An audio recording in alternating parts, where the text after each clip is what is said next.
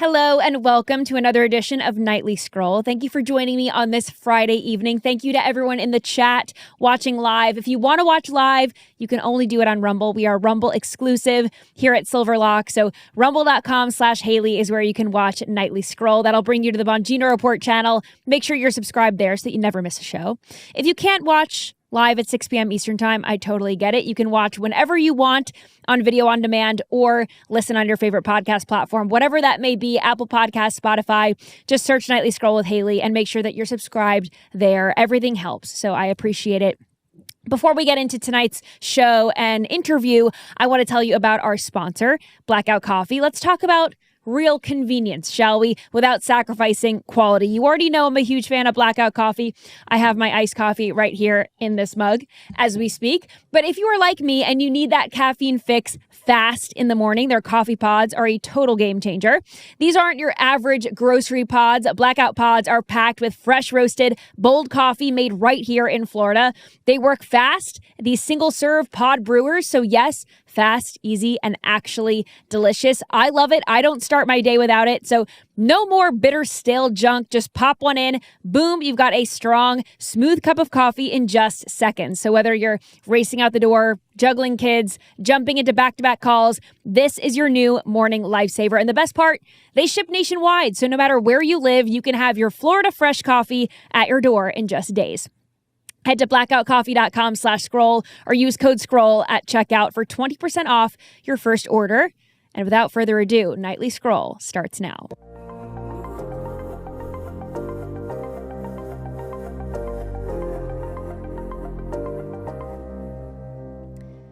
I want to set the scene here. This is going to be a heavy episode. Imagine just being 7 years old, and it is your very first time at sleepaway camp with your big brother.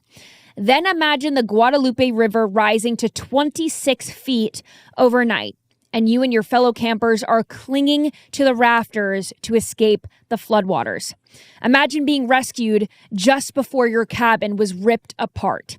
My next guest's sons, they don't have to imagine that scenario because they lived that nightmare on July 4th. They were at Camp La Junta in Hunt, Texas, just minutes from Camp Mystic, where the floodwaters claimed the lives of 27 young campers and counselors. Now, former investigative reporter, journalist Kelly Rabin is sounding the alarm on the emergency preparedness and fighting for FEMA assistance for families in need, including her own, and she joins me now. Kelly, thank you so much for joining me. What was going through your head when you first heard about the flooding? Because you don't live around Hunt, Texas. You're where? How far are you? So thank you so much for having me, Haley. I am in Houston, and let's say driving the speed limit, it would be about 5 hours away.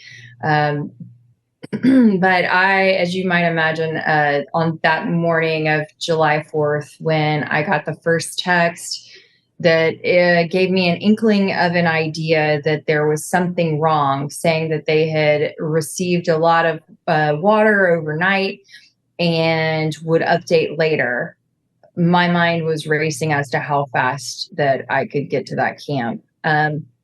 I tried to cool my jets a little bit. I wanted to hope and think that everything was going to be okay. But by the time I turned on, a streaming service to try to get news out of San Antonio and saw some of the live stream wall-to-wall coverage of the TV stations there, and started to get an idea of how bad the situation really was, how much that water had risen.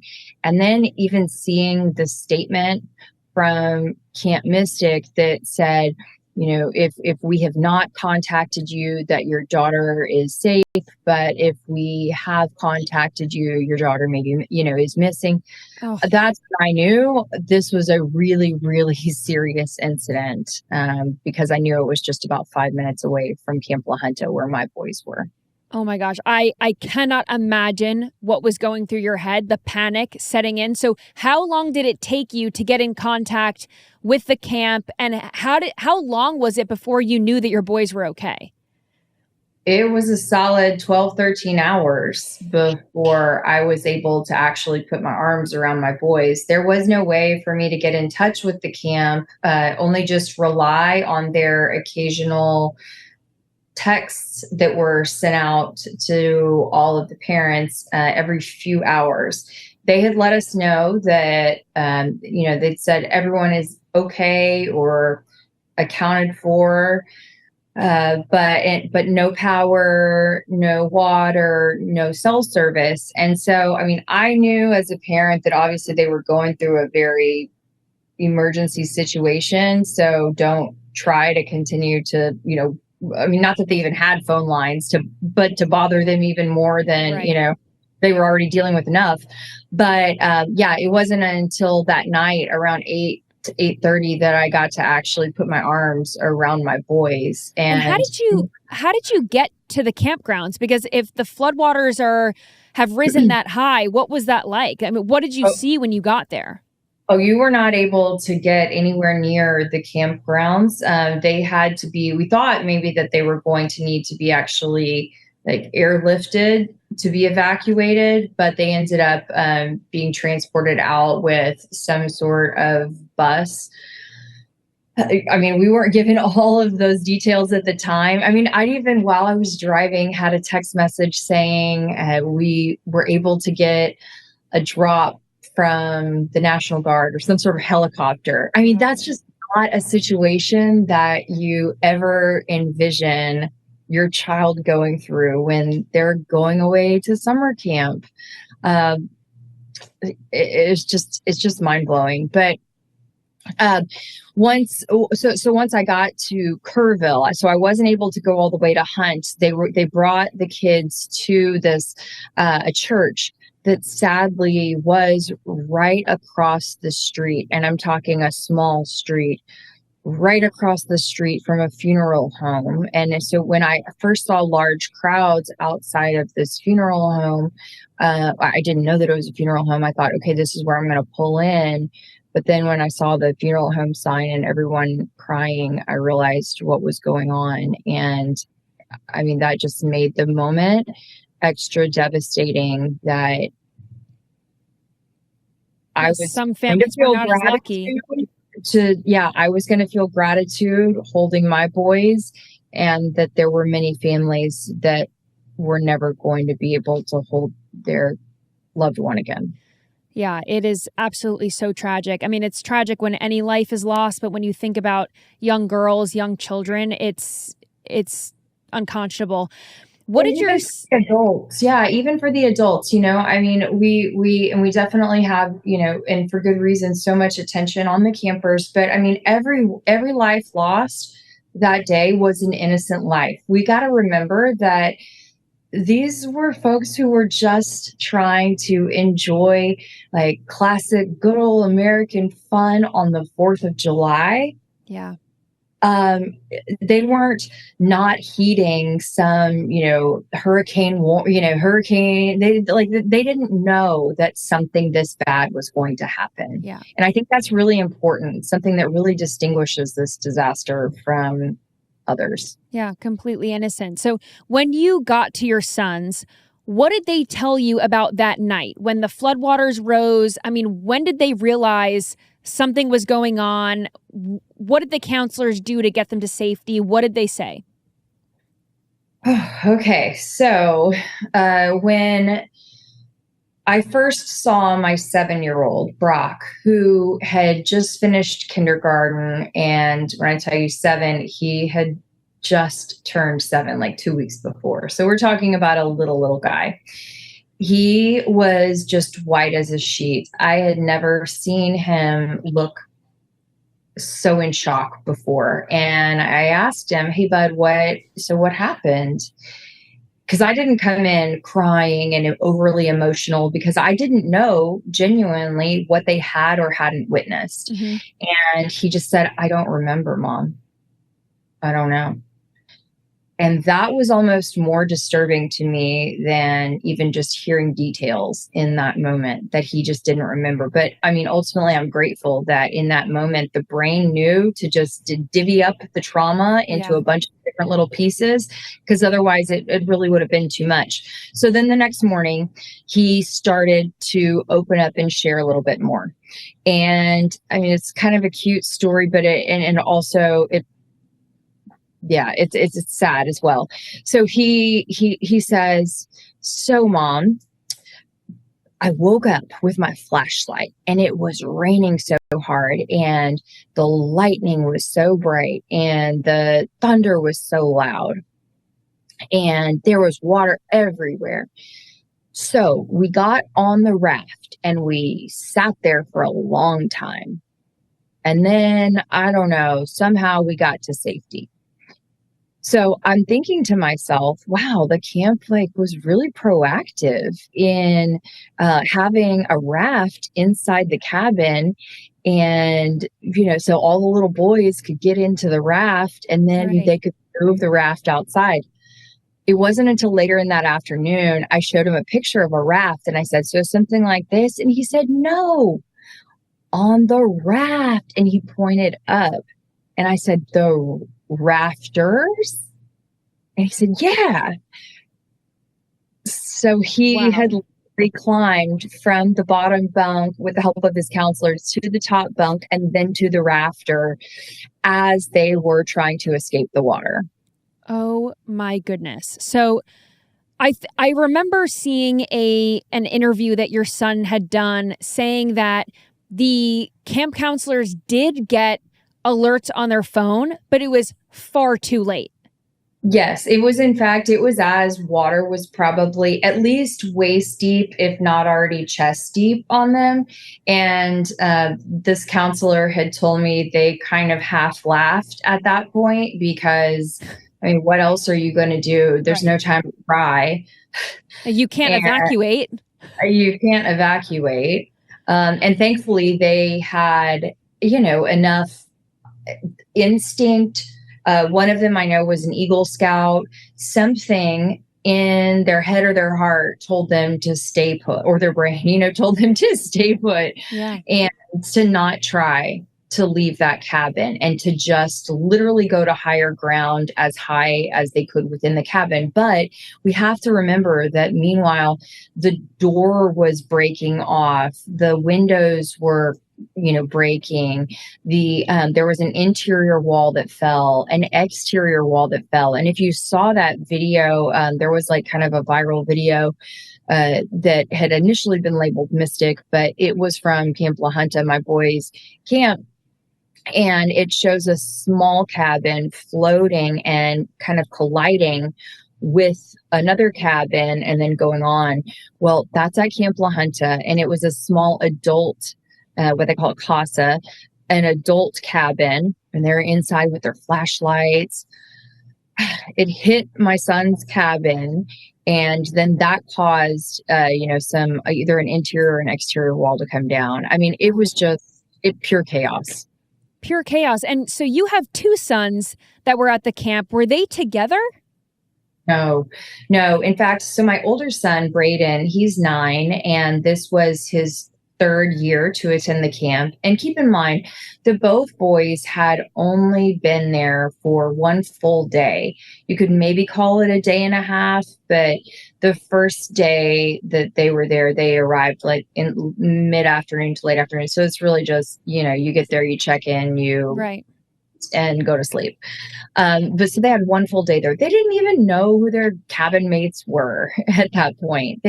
It was so new and so fresh. So it's not like they could even rely on their friends at that point. Right. But Braden was in a different cabin. He had actually been kind of in that same cabin and structure that Brock was the last 2 years. But this go round, he was in a further back, more elevated cabin. And so while his cabin didn't take in any water, it did take in other campers who were evacuating their cabins because they'd flooded. But he had no idea how Brock was doing. Wow.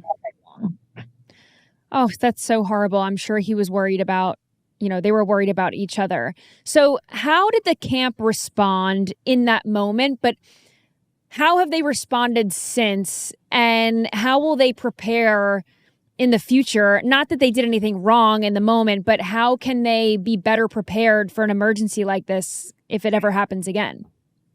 So, I mean, I think in that moment, given that this was such an unprecedented event that no one could have uh, perhaps, right? I'm no expert and I certainly wasn't there that day and I don't have all the meteorological data, but it doesn't seem like anyone could have known that it was going to be this bad. Certainly not based on what the local officials were saying. And that's a different topic maybe we get into. But the camp itself, did the best they could, I think, in that moment. And I'm hopeful that moving forward, they acknowledge ways to make it better. I have personally been out to the camp since just last Friday. I decided unannounced, and I had been in communication with the camp a little bit, wanting to give them space and time because this is very devastating to them too. I mean, their entire world just flipped upside down. Yeah. But when I drove out there, I cried harder on Friday than I have this entire month combined. It was so devastating. There is no way that you can really understand this immense devastation until you see it firsthand. And then just to think, like, it is, my sons are so fortunate, I this is where I get tripped up on words because I don't have the words to describe how grateful I am that my kids are alive. Because when you see these trees that are far larger than me, that are crumpled up around each other, these RVs that look like they've been through a compactor. It is unlike anything I've ever seen in my life out there right now. So that is, I mean, you went last Friday. That's a month later, right? So Yeah. a month since this devastation, is there any movement to get funding to rebuild? I mean, how long do you think this is going to take? Well, back in my reporter days, I started my career in Pascagoula, Mississippi, which is on the South Mississippi coast, about 6, 7 months after Hurricane Katrina. And I was there for another 2 years. And I can tell you that my entire time there, we did stories every single day about rebuilding. Yeah. So I fear that this is going to be a lot longer of a haul than what people even realize. And I think there's a huge wake up call and a lesson here. The fact that the camp counselors and everyone who was at Camp La Junta, they got emergency alerts to their phone. But by the time they got the emergency alerts to evacuate, it was too late to evacuate. So whoever is in charge, the local government, the federal government, whoever is in charge to get those alerts to the people, they failed, right? So have you been able to speak to any local leaders or federal leaders about what they're doing to make sure that they can keep citizens safe going forward? So I have both, I guess you could say. I have attended this hearing that was in Kerrville last week. And, I wanted to be there for myself and make sure I heard every single word and got the read. I didn't just want to take a headline or a little soundbite. I wanted to hear it in context. And I was so disappointed. In fact, when I went back and listened to testimony again, it hurt even more.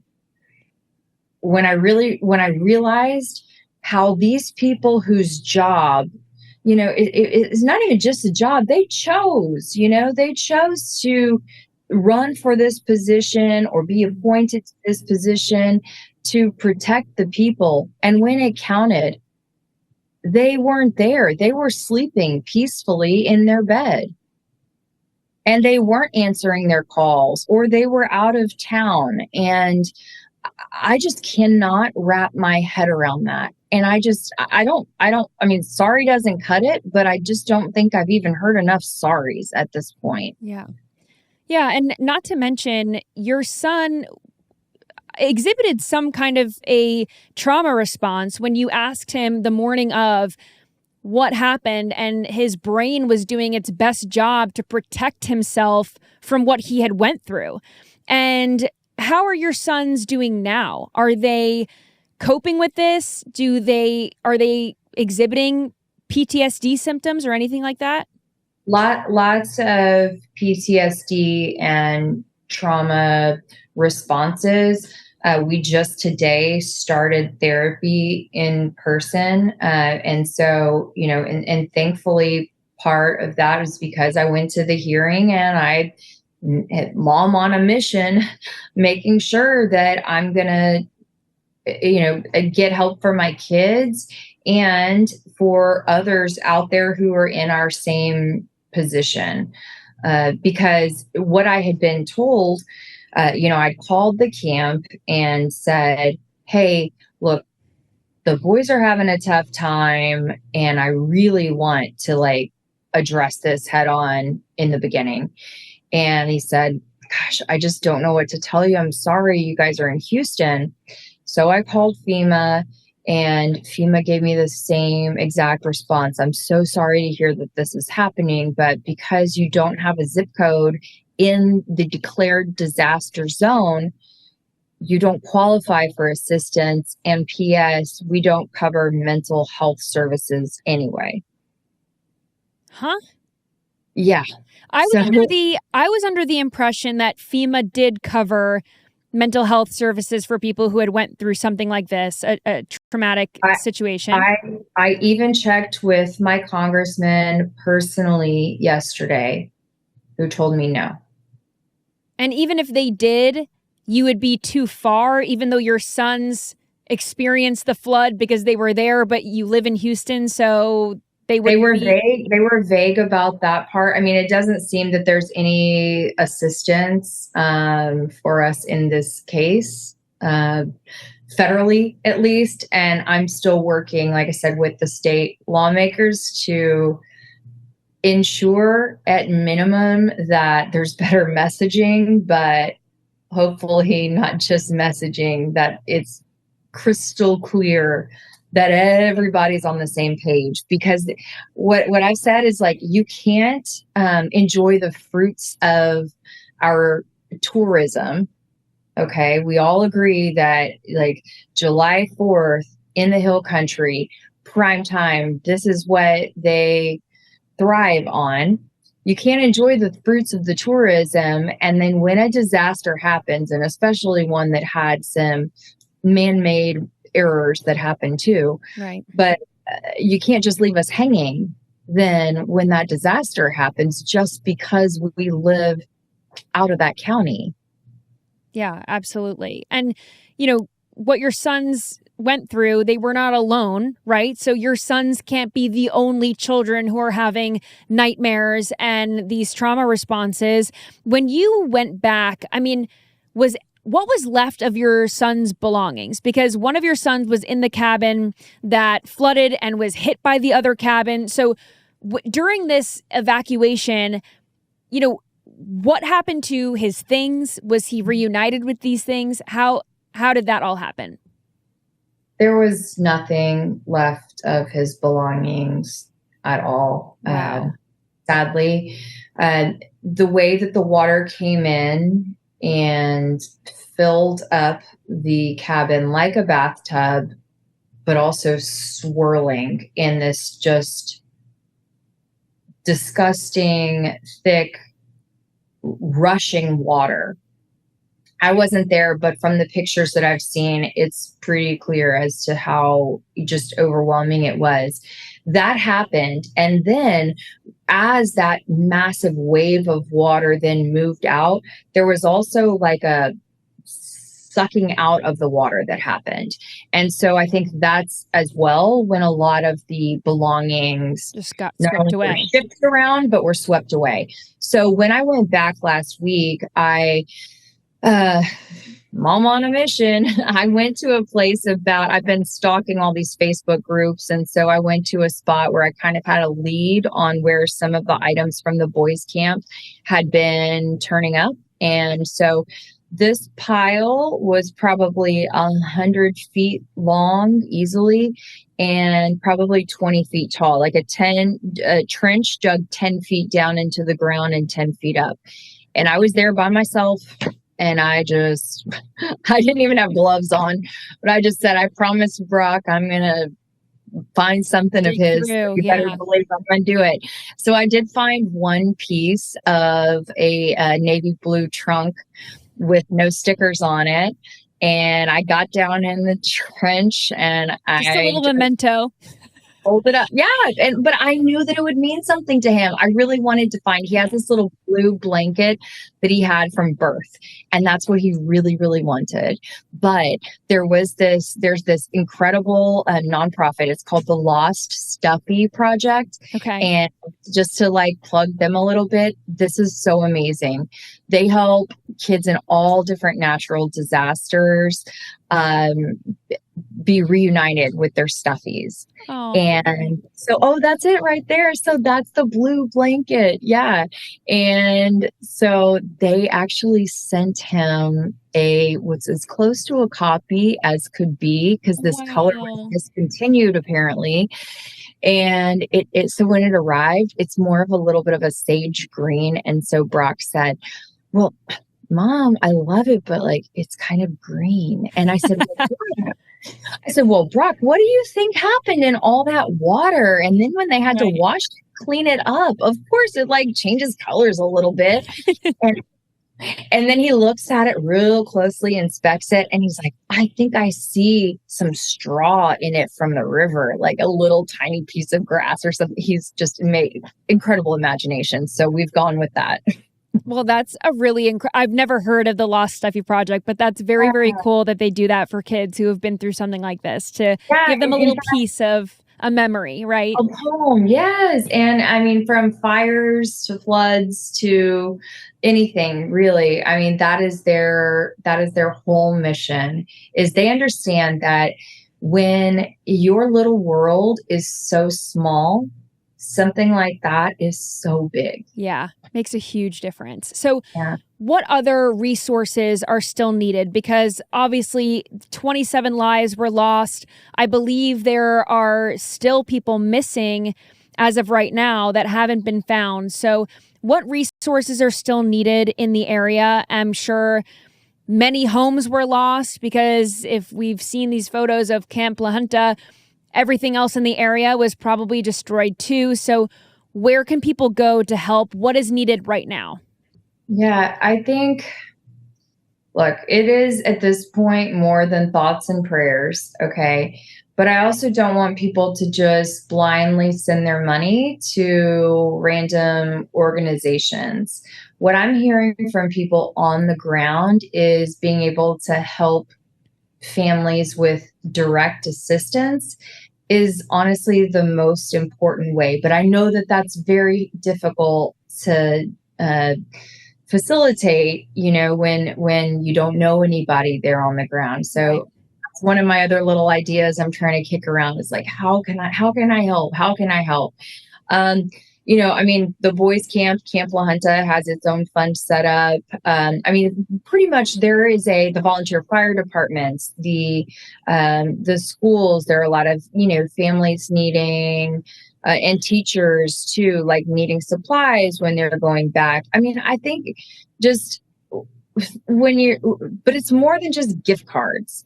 A lot of people, when I talk to them in town, say they're so grateful for any kind of help, but like it's about time to start rebuilding. And so if you are interested in helping, it's very much a grassroots, it is a boots on the ground and grassroots type of place. And so if you're interested, I would suggest like going onto Facebook. This is definitely a Facebook kind of community.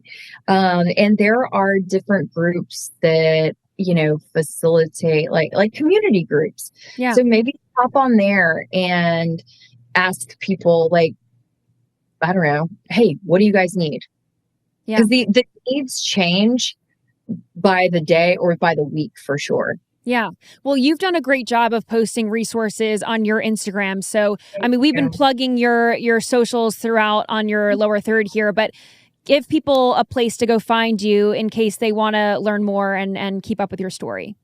Thank you. So I have a blog that's kellyrabon.com, KELIRABON.com, and on Instagram, KELIR, or Facebook, KELIRABON. Thank you so much. I appreciate it. Well, I'm dedicated to the cause. It's like it or not, this is part of our life. From here on. I've got one more question for you, Kelly. Will you send your sons back to camp? I am open to it, and I believe that I will, especially if the question is will they want to go back? And Braden, my oldest, definitely wants to go back. In fact, he would go back tomorrow if he could.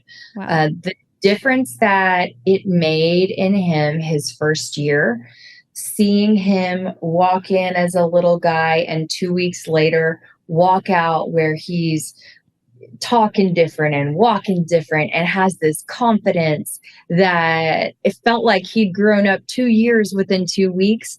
That was amazing. And it's what I hoped so much to see from Brock.